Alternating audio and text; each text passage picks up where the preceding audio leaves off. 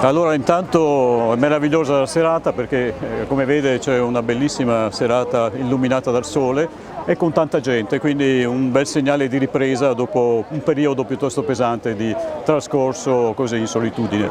Il significato di questa fontana è il ripristino di una fontana del 1974 che un po' nel tempo era stata così lasciata un po' a se stessa, quindi abbiamo ritenuto opportuno ripristinarla per darla ai cittadini.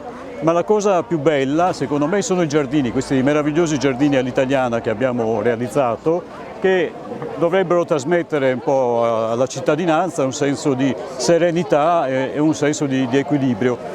All'interno di questi giardini, come si può vedere qui dietro di me, c'è un alloggiamento, sono degli alberi tipo tronchi con dei libri.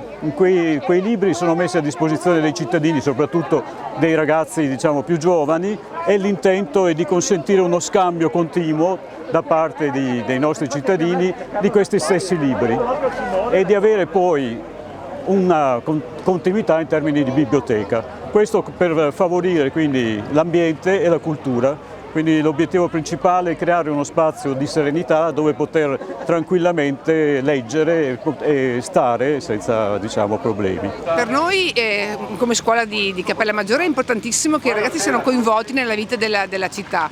Quindi quando ci hanno invitato per questa inaugurazione per noi è stata un'occasione perché i ragazzi si mettessero alla prova al di fuori appunto di un contesto scuola e che si sentissero coinvolti nel territorio, che conoscessero anche quello che è la storia della fontana.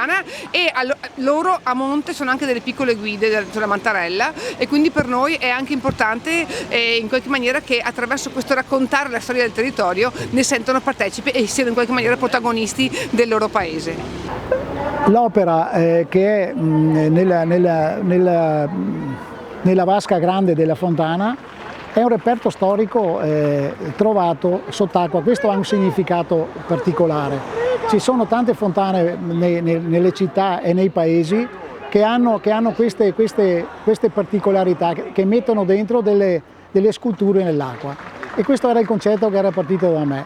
C'è anche un'altra scultura in cemento, è una quagliola che va alla fonte. Quella è stata fatta ancora 10 anni fa perché volevo appunto contribuire, aiutare il comune di Cappella Maggiore perché succede sempre così, sai, i soldi per la cultura purtroppo sono un po' bassi e allora mi sono permesso di fare queste due opere che bene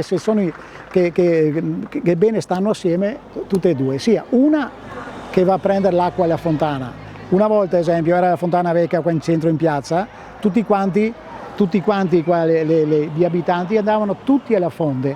Io ho preso questo ricordo di una volta e ho fatto in modo anche di vedere di fare questa scultura in cemento.